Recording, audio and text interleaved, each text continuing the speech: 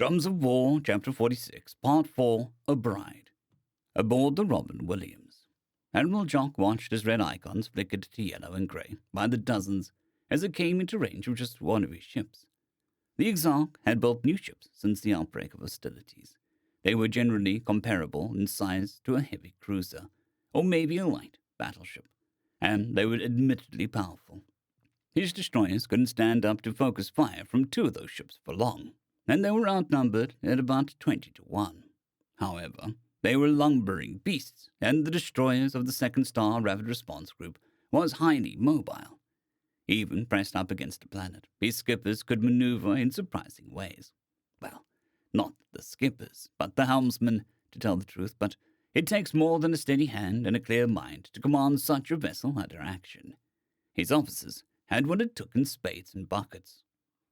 It wasn't enough, though. He watched as the James T. winked out, then the Rufio and the Tinkerbell, too. Storage ships with decades of service mission killed. The icon of the newly built and commissioned Mr. Smee was a whirl of fury. The last ship who had carried the name went down with all hands. It was almost as if she was possessed by spirits of vengeance as she tumbled through the tight knot of enemy red, and despite the display not showing weapons fire, Admiral Jock got the distinct impression that the enemy was having an especially hard time getting weapons to target with her. The Nibs was an orbital trajectory and was under her own power, but she kept flashing from yellow to blue, likely indicating that she was still firing despite having lost engines. The Curly and the Tootles were fighting their way towards her, and neither one was bothering to take evasive action. They opted instead to send a wall of tungsten ahead of them towards the enemy squadron, looking to put kill shot on their sister ship. In the future, this would be used to teach how to run a contested drop in a naval academy, and how to savage the enemy so fiercely he forgot how to think in the precious hours after making the drop. Analysts would call it flawless, maybe even genius. Officers would attempt to replicate it with smaller formations. It would be named something silly, like the Nelson Drill. They'd probably award him awards and medals for not only the plan's conception, but his steady and allegedly unflappable leadership through the harrowing implementation. After all, he had put the flagship at the tip of the spear, and while the Republican Navy didn't exactly discourage personal valor in her flag officers, they were meant to at least keep out of direct line of fire. The act was a show of confidence and courage, and academic types would read all sorts of psychological mumbo-jumbo leadership qualities into it. All of that was irrelevant to Admiral Jock. He had good men in danger because he ordered them into it, and some of them had already died. More were going to die. He was obliged to witness them. After a while, the 4-point experiment formation of Admiral Ross crept closer to the enemy flanks. If the enemy commander had any brains, he'd be ordering all ships to scatter at full power and write off the ships that Admiral Jock's destroyers sunk as a result as unavoidable. Well, maybe the enemy commander had more pride than brains. Just another 3 hours, and the trap would snap shut. Thank God there hadn't been a lost with all hands yet. That wasn't to say that good Voidsmen hadn't been killed when their ships were disabled, but fewer funerals for his men was always a good thing. Aboard the Tiger Lily. "Sir, the ship rats want to climb in the tube," Lieutenant Commander Sarah Thompson said. Captain Roberts narrowed his eyes at the tactical readout. There was a battleship in this area of responsibility that would take a while to crack. "Tell them to strap into boarding torpedoes. Their orders are to seize control of the vessel they board and turn its guns upon the enemy if possible. If not, they are to render it useless and signal for pickup." "Aye, sir," she responded, before snapping off the appropriate orders. The Tiger Lily braked, then threw her bridge crew against their safety straps, and then pressed them into their seats as Ensign Anderson stopped her nose short of crashing into what was once the enemy's cruiser's engines, and lifted her aft into a vertical spin to take evasive actions. "Parker," Captain Roberts ordered briskly, "Ramirez will need targets on this vessel here. Ramirez, make sure the shiprats don't splatter on shields." "Aye, sir," they acknowledged together. They had an entire platoon of R&I shipboard troopers to utilize.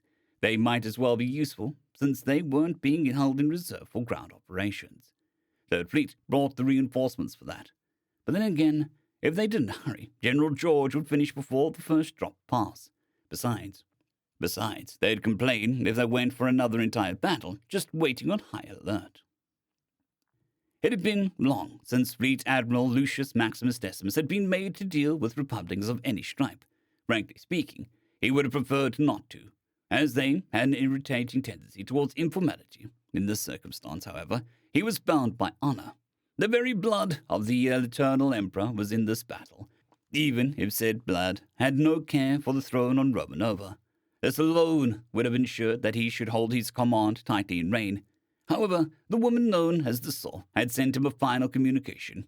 "Again," he said in a voice as soft as the hammer on anvil, "she wishes you to know that should we allow a single enemy to escape, she shall consider it a personal insult." High Priestess Valaria Lunia repeated solemnly. Fleet Admiral Lucius Maximus Decimus narrowed his eyes.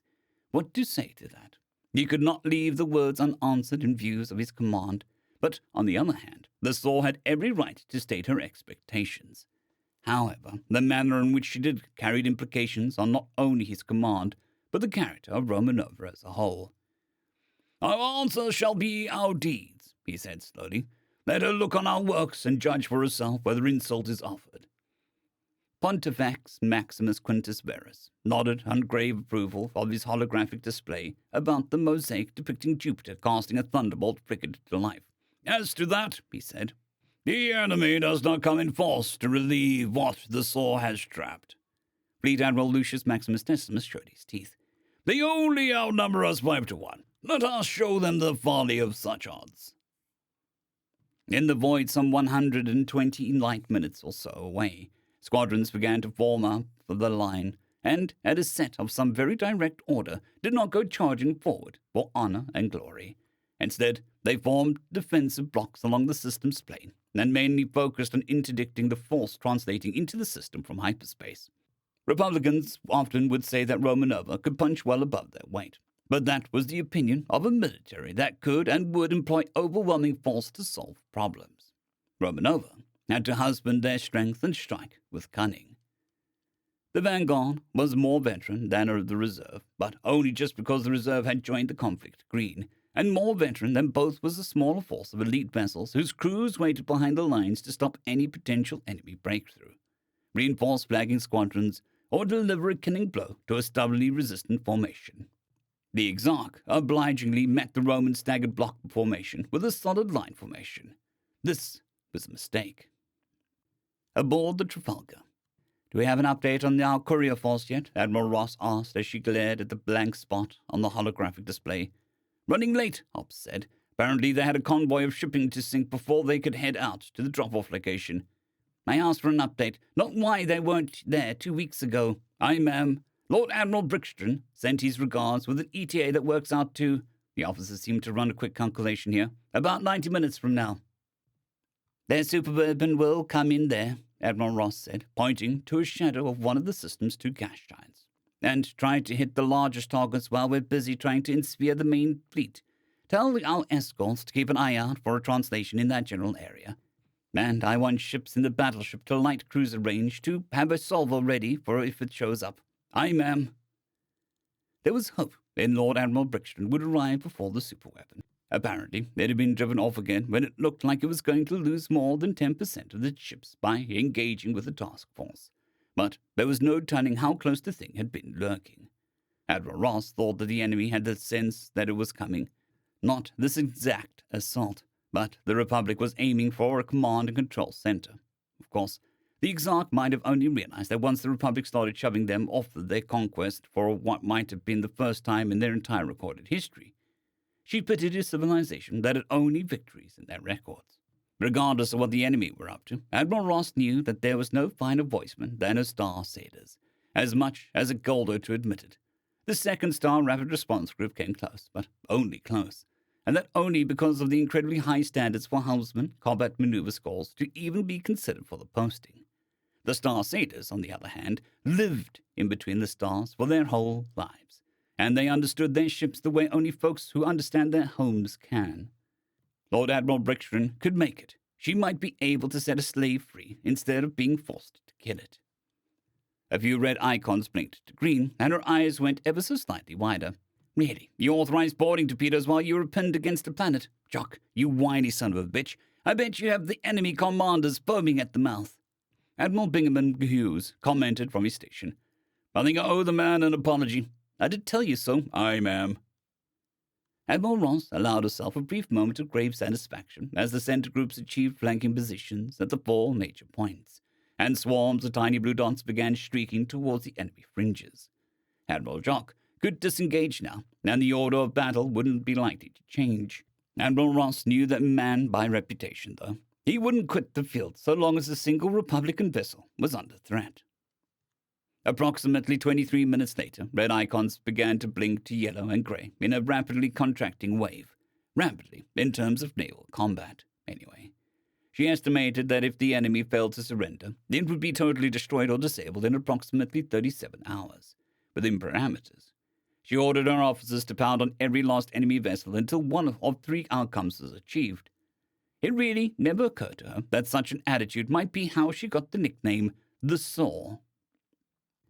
End of chapter.